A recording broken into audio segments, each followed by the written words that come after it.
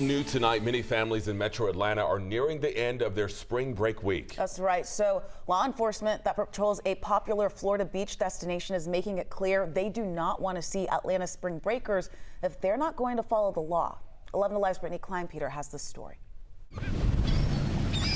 It's known as 30A, a 20-mile stretch of beaches along the Florida Gulf Coast. 30A is primarily a family destination. And for many in Atlanta, it's one of the closest beach areas, which is why it's become a popular spot for spring breakers over the years. This is perhaps the busiest week of the season, the Atlanta spring break. Throughout this past week, the normally peaceful, family-friendly spot has at times looked like this.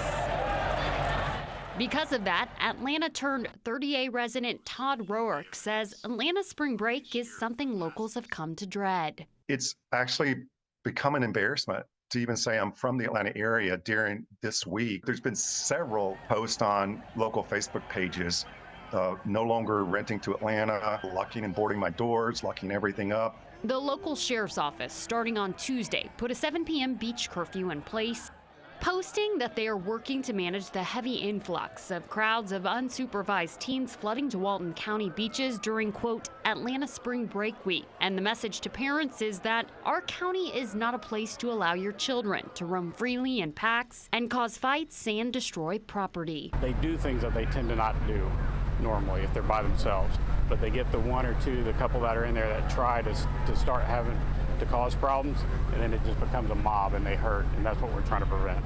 Today, the Walton County Sheriff's Office tells 11 Alive that they've seen a record number of unaccompanied teens this week and a spike in underage drinking, sharing that many visitors this week have been from Metro Atlanta. And with the week closing out, residents say they're drawing a hard line in the sand. We want to make sure that our community is a community upon the departure of the Atlanta spring break. We aren't the babysitter. In Atlanta, Brittany Kleinpeter, 11 Alive News.